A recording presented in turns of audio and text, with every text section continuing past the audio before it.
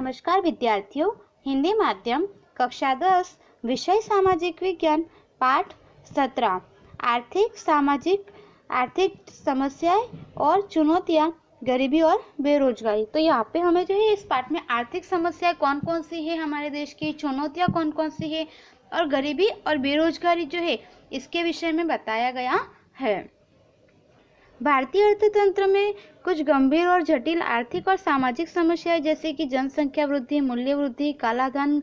गरीबी, बेकारी, भूखमरी, भ्रष्टाचार, आतंकवादी आदि का समावेश होता है, जिनमें मुख्य आर्थिक समस्या जो है गरीबी, बेरोजगारी, मूल्य वृद्धि, जनसंख्या वृद्धि है, जिनमें से गरीबी और बेरोजगारी का विस्तार से अध्ययन करेंगे। तो यहाँ पे हमें बताया कि भारत के अर्थतंत्र में जो है कुछ गंभीर और आर्थिक जो है समस्याएं सामाजिक रूप से जो है जैसे कि जनसंख्या वृद्धि, मूल्य वृद्धि, कालाधन, गरीबी, भूखमरी, भ्रष्टाचार, आतंकवाद वगैरह जो है काफ़ी समस्याएं जो है इनका समावेश होता है, जिनमें जो है मुख्य रूप से यहाँ पे बताया कि आर्थिक समस्याओं में जो है गरीबी, बेरोजगारी, मूल्य वृद्धि और जनसंख्या वृद्धि है। इनमें से भी जो है गरीबी और बेरोजगारी जो है इसके विषय में हम यहाँ पे विस्तार पूर्वक जानकारी प्राप्त करेंगे। गरीबी समाज का बड़ा वर्ग अपने जीवन की मूलभूत और आधारभूत आवश्यकताएं जैसे कि अनाज, कपड़ा, आवास, शिक्षण और स्वास्थ्य की सेवाएं न्यूनतम मात्रा में भी भोगने से वंचित रहकर जीवन गुजारता हो, तब समाज की ऐसी स्थिति को व्यापक या दयनीय गरीबी कहते हैं और ऐसी स्थिति में समाज में रहने वाले व्यक्ति को गरीब कहा जाता है। तो यहाँ पे हमें बताया कि समाज का बड़ा वर्ग जो है जो कि अपनी जो मूलभूत आवश्यकता है जैसे कि अनाज, कपड़ा और मकान, तो और जो है यहाँ पे शिक्षण और स्वास्थ्य की सेवाएं, तो इन सभी को जो है वह व्यक्ति जो है इन सभी को से जो है वह वंचित रहता है, उन सभी में जो है वह जीवन नहीं गुजारता है, उनको जो है यह सभी चीज़ें प्राप्त नहीं होती हो, तो ऐसे जो व्यापक स्थिति है उसे जो है हम यहाँ पे गरीबी कहते हैं और ऐसी स्थिति में रहने वाले जो है लोग उन्हें हम गरीब कहते हैं। गरीबी रेखा के नीचे जीने वाले लोग यानी कि बीपीएल, बिलो पॉवर्टी लाइन, यानी कि गरीबी रेखा जो है उसके नीचे रहने वाले लोग। गरीबी गुणात्मक विचार है। भारत में गरीबी को व्यक्ति के जीवन के लघुतम स्तर के रूप में देखा जाता है। गरीबी रेखा के नीचे जीवन जीने वाले लोगों के सामान्य लक्षण निम्नानुसार पाए जाते हैं। तो यहाँ पे हमें बताया कि गरीब व्यक्ति जो है उसके लक्षण कौन कौन से हैं। जिस व्यक्ति को 2 समय का पर्याप्त भोजन प्राप्त नहीं होता हो, कि 2 समय के जो भोजन की आवश्यकता है वह व्यक्ति की वह आवश्यकता भी जो है पूर्ण न होती हो, उसे गरीब माना जाता है। रहने के लिए पर्याप्त मात्रा में खुली जगह प्राप्त नहीं होती हो, कि रहने के लिए जो है उसे घर वगैरह की, मकान की जो है वह उसकी आवश्यकता जो है पूर्ण नहीं होती हो। न चाहते हुए भी गंदे आवास या स्लम क्षेत्रों में निवास करना पड़ता है। उनकी आय निर्धारित अपेक्षित आय से भी कम होती है, कि उनकी आय जो होती है वह जो है उनकी निर्धारित की गई आय जो होती है उससे भी काफ़ी कम होती है। उनकी आयु राष्ट्रीय औसत आयु से भी कम होती है। तो हमें बताया कि उनकी आयु जो है वह राष्ट्रीय औसत आयु जो मानी जाती है उससे भी कम होते हैं और जो गरीब लोग होते हैं वे अधिकांशतः जो है निरक्षर होते हैं, ऐसा माना जाता है। जो सतत पौष्टिक आहार के अभाव से छोटे बड़े रोगों से पीड़ित होते हैं, कि वे जो है एक तो निरक्षर होते हैं, वह जो है इतने जो है उनमें साक्षरता की मात्रा नहीं होती, और जो है दूसरी बात यह कि वे जो है पौष्टिक आहार जो है वह उन्हें प्राप्त नहीं होता, जिसकी वजह से उन्हें जो छोटे बड़े रोग होते हैं। जिनके बालकों को परिवार की आय में वृद्धि करने के लिए पढ़ने की उम्र में मजदूरी या काम धंधे पर जाने के लिए मजबूर होना पड़ता है, कि जिनके बच्चे जो है यहाँ पे पढ़ने खेलने की उम्र में जो है वे काम धंधे पर या मजदूर के रूप में जो है कार्य करते हैं, तो उस ऐसे लोगों को जो है गरीब माना जाता है। जिनके बालकों की कुपोषण के कारण बाल मृत्यु की दर अधिक रहती है, कि हमें बताया कि जो ऐसे बालक होते हैं जो कि कुपोषण के शिकार होते हैं, जिसकी वजह से जो है बाल मृत्यु की दर अधिक रहती है। उसके बाद यहाँ पे हमें बताया है कि गरीबी रेखा के नीचे जीवन जीने वाले लोगों का जो है जीवन स्तर ऊंचा लाने के लिए सरकार ने जो है उन लोगों के लिए कौन कौन से प्रयास किए हैं, तो अब हम उसके विषय में जानकारी प्राप्त करेंगे। ग्रामीण और शहरी क्षेत्रों में गरीबी रेखा के नीचे जीवन जीने वाले परिवारों की आय बहुत कम होती है। ऐसे परिवारों को अंत्योदय परिवार या गरीबी रेखा के नीचे जीते परिवार कहते हैं। सरकार ने ऐसे परिवारों को पहचान कर राशन कार्ड के आधार पर सार्वजनिक वितरण व्यवस्था शुरू की है। इन दुकानों को उचित मूल्य की दुकानें कहते हैं। ऐसे परिवारों को प्रति मास आवश्यक चीज वस्तुएं जैसे कि अनाज, चीनी, तेल, नमक, केरोसिन आदि वितरण करती है। इसके द्वारा उनके जीवन स्तर को ऊंचा लाने के प्रयास हुए हैं। तो यहाँ पे हमें बताया है कि शहरी और ग्रामीण क्षेत्रों में जो है गरीबी रेखा के नीचे जीवन जीने वाले परिवारों की आय जो है बहुत ही कम होती है। वे अपनी जो है प्राथमिक आवश्यकताएं भी यहाँ पे पूर्ण नहीं कर सकते। तो ऐसे लोगों को जो है बीपीएल परिवार के रूप में जाना जाता है, यानी कि गरीबी रेखा के नीचे जीते परिवार। और ऐसे परिवार के लिए जो है सरकार ने कुछ पहचान कर जो है राशन कार्ड जो है वह व्यवस्था शुरू की है, जिसमें जो है कम मूल्य में जो है दुकानों पर उचित मूल्य में जो है उन्हें यहाँ पे जैसे कि अनाज, चीनी, तेल, नमक, केरोसिन आदि की जो है व्यवस्थाएं दी जाती है। इसके द्वारा जो है उनके जीवन स्तर को ऊंचा लाने का प्रयास किया गया है। गरीबी रेखा का विचार सर्वप्रथम WHO के नियामक ब्यूरो ओरेनिस प्रस्तुत किया था। गरीबी रेखा की गणना में अथवा मापन में अनाज, वस्त्र, आवास, शिक्षा, स्वास्थ्य, पीने का स्वच्छ पानी, बिजली, सैनिटेशन की सुविधा, वाहन परिवहन आदि के पीछे वाला उपभोग व्यय और आय को ध्यान में लेकर कैलोरी के आधार पर जीवन स्तर की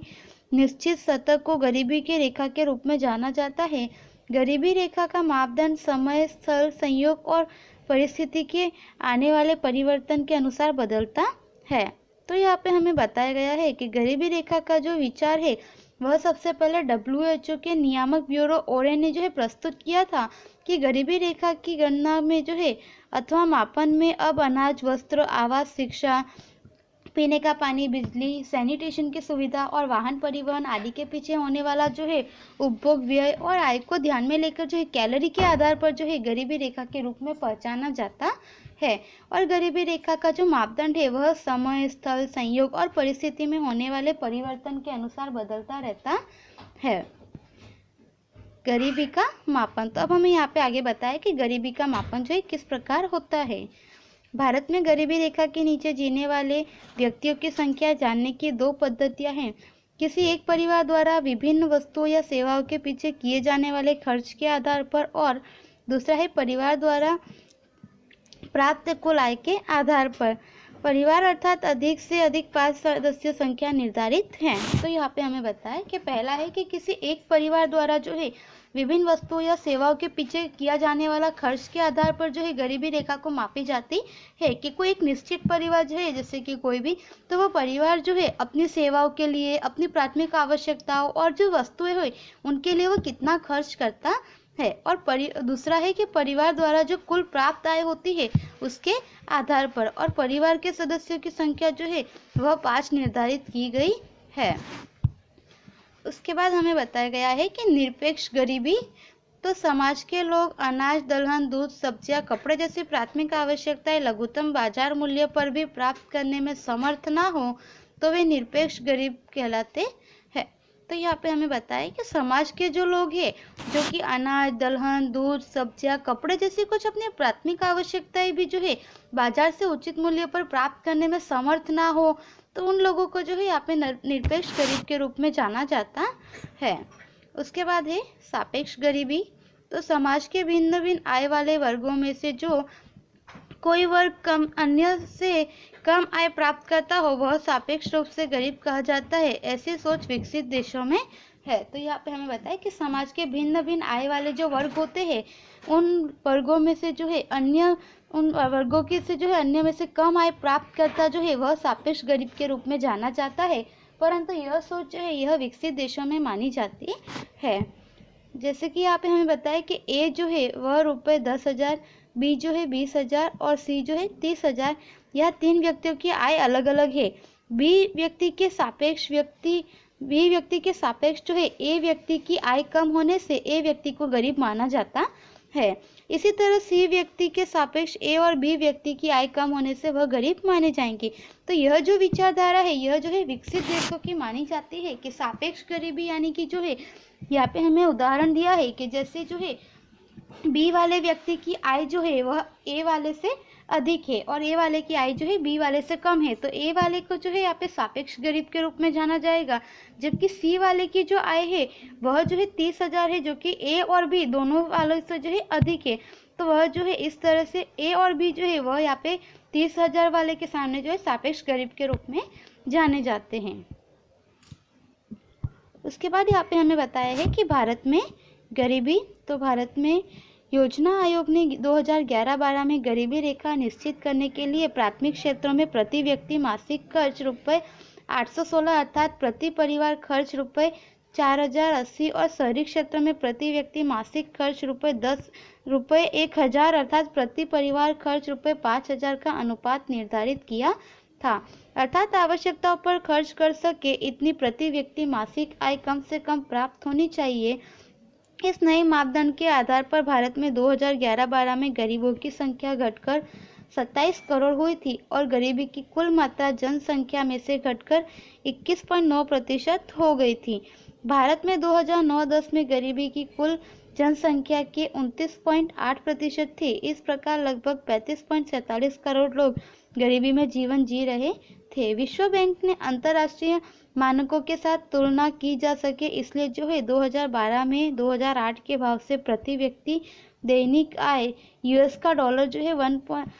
1.90 डॉलर निर्धारित की थी, जो कि गरीबी रेखा का मानक है। विश्व बैंक के एक लेख के अनुसार 2010 में भारत की कुल जनसंख्या के लगभग जो है 121 करोड़ में से 32.7% लोग गरीबी रेखा के नीचे जीवन जीते थे, जिनकी संख्या लगभग 45.6 करोड़ थी।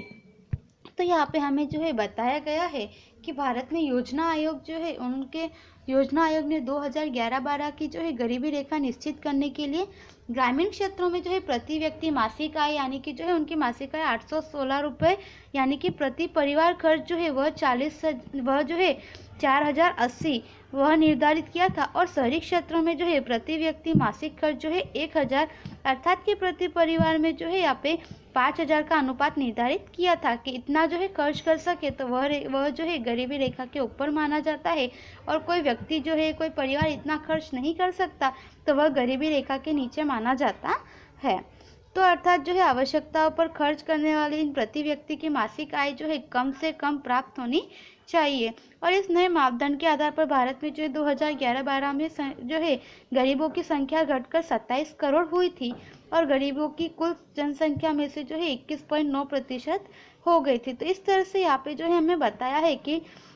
दैनिक आय जो है यहाँ पे प्रति व्यक्ति भाव जो होता है उसके आधार पर भी निर्धारित की जाती है कि डॉलर जो है 1.90 करोड़ डॉलर जो है वह निर्धारित की गई थी, जो कि गरीबी रेखा का मानक है। और विश्व बैंक के एक लेख के अनुसार जो है 2010 में भारत की कुल जनसंख्या जो थी उसमें जो है कुल जनसंख्या के लगभग 121 करोड़ में से जो है 32.7% लोग जो है गरीबी रेखा के नीचे जीवन जीते थे, जिनकी संख्या लगभग जो है यहाँ पे 45.6 करोड़ जितनी बताई गई है कि इतने लोग जो है वे गरीबी रेखा के नीचे जीवन व्यतीत करते थे। यूएनडीपी 2015 की रिपोर्ट के अनुसार भारत में 2011-12 में गरीबी का अनुपात कुल जनसंख्या के 21.92% थी। भारत में कुल गरीबी 26.93 करोड़ में से ग्रामीण क्षेत्रों में 21.65 करोड़ लोग और 25.7% और शहरी क्षेत्रों में 5.28 करोड़ लोग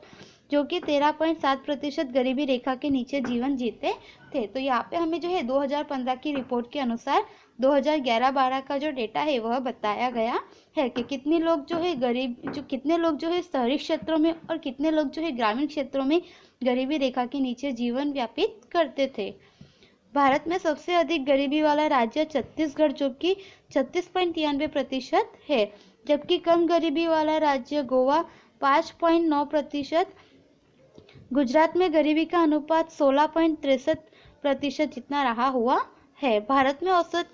जो है 30% से अधिक गरीबी के अनुपात वाले राज्यों में छत्तीसगढ़, असम, उत्तर प्रदेश, मणिपुर, बिहार, अरुणाचल प्रदेश, झारखंड, ओडिशा आदि है। तो यहाँ पे हमें बताया कि भारत में सबसे अधिक गरीबी वाला राज्य जो है वह छत्तीसगढ़ है और सबसे कम गरीबी वाला जो राज्य है वह गोवा है। और गुजरात में जो है गरीबी का अनुपात 16.63% जितना रहा है। और भारत में 30% से अधिक गरीबी के अनुपात वाले राज्यों में जो है जो क्या जहाँ पे जो है छत्तीसगढ़, असम, उत्तर प्रदेश वगैरह जो राज्य है इनका समावेश होता है। उसके बाद हमें यहाँ पे बताया गया है कि भारत विपुल मात्रा में प्राकृतिक संसाधनों और अपार प्राकृतिक उपहारों से समृद्ध है, परंतु इन विपुल संसाधनों का सुयोग्य लाभ उठाने की क्षमताओं का अभाव, शिक्षण, प्रशिक्षण और कौशल का अभाव, वर्षों के त्रुटिपूर्ण आयोजन के कारण इन प्राकृतिक संपत्तियों का लोगों के कल्याण और सुख समृद्धि के संदर्भ में कार्यक्षम उपयोग न हो पाने के कारण लोगों में गरीबी का अनुपात नहीं घटा है। इससे कहा जाता है कि अमीर भारत में गरीब रहते हैं। तो यहाँ पे हमें बताया है कि भारत में जो है जैसे कि हम सभी जानते हैं कि विपुल मात्रा में जो है प्राकृतिक संसाधन और प्राकृतिक उपहार है, परंतु इन जो है विपुल संसाधनों का जो है सुयोग्य रूप से जो है लाभ उठाने की क्षमताओं का अभाव है, लोगों में शिक्षण का अभाव है, प्रशिक्षण नहीं है उनमें, उनके कौशल का अभाव है और वर्षों से जो है त्रुटिपूर्ण आयोजन के कारण इन प्राकृतिक संपत्तियों का जो है लोगों के कल्याण और सुख समृद्धि के संदर्भ में जो है कार्यक्षम उपयोग नहीं हो पाया, जिसके कारण लोगों की जो है गरीबी का अनुपात जो घटना चाहिए था उतना नहीं घटा है। इससे कहा जाता है कि अमीर भारत में जो है गरीब लोग रहते हैं। ग्रामीण गरीब, तो अब हमें आगे जो है यहाँ पे ग्रामीण गरीब के बारे में बताया गया है। ग्रामीण क्षेत्रों में बसने वाले गरीबों में अधिकांश भूमिहीन, कृषि मजदूर, गृह उद्योग या कुटीर उद्योग के कारीगर, सीमांत किसान, भिक्षुक, दैनिक मजदूर, जंगल या पहाड़ी क्षेत्रों में रहने वाले लोग, जनजातीय काम चलाऊ कारीगर है जो गरीबी रेखा के नीचे जीवन जी रहे हैं। तो यहाँ पे हमें बताया कि ग्रामीण क्षेत्रों में बसने वाले गरीबों में जो है अधिकांश भूमिहीन, कृषि मजदूर यानी कि जो किसी और के यहाँ पे मजदूर के रूप में कार्य करते हैं, उनके पास जो है कृषि के लिए भूमि नहीं है। गृह उद्योग या कुटीर उद्योगों के कारीगर जो है वे लोग हैं। उसके बाद सीमांत किसान हैं, भिक्षुक है, दैनिक मजदूर है, जंगल या पहाड़ी क्षेत्रों में रहने वाले जो लोग हैं, जनजाति, काम चलाऊ कारीगर आदि, जो कि जो है गरीबी रेखा के नीचे जीवन व्यापित कर रहे हैं। उसके बाद है शहरी गरीब। तो शहरी क्षेत्रों में बसने वाले गरीबों में काम चलाऊ मजदूर, बेरोजगार, दैनिक मजदूर, घरों के नौकर, रिक्शा चालक, चाय नाश्ते के ठेले गल्ले या होटल ढाबा पर, ऑटो गैरेज में काम करने वाले श्रमिक, भिक्षुक जो अपनी न्यूनतम जीवन की आवश्यकताएं भी संतुष्ट नहीं कर सकते और गरीबी में सड़ रहे हैं। तो यहाँ पे हमें बताया कि शहरी क्षेत्रों में रहने वाले गरीबों में जो है काम चलाऊ मजदूर, फिर बेरोजगार दैनिक मजदूर है, घरों के जो नौकर है वे लोग, और जो है रिक्शा चालक, और फिर चाय नाश्ते के ठेले गल्ले या फिर होटल ढाबा पर जो है वो ऑटो गैरेज में काम करने वाले श्रमिक, उसके बाद भिक्षुक वगैरह, जो लोग अपनी न्यूनतम आवश्यकता, अपनी प्राथमिक आवश्यकताएं भी संतुष्ट नहीं कर सकते हैं, वे लोग जो है गरीबी में जीवन जीते हैं।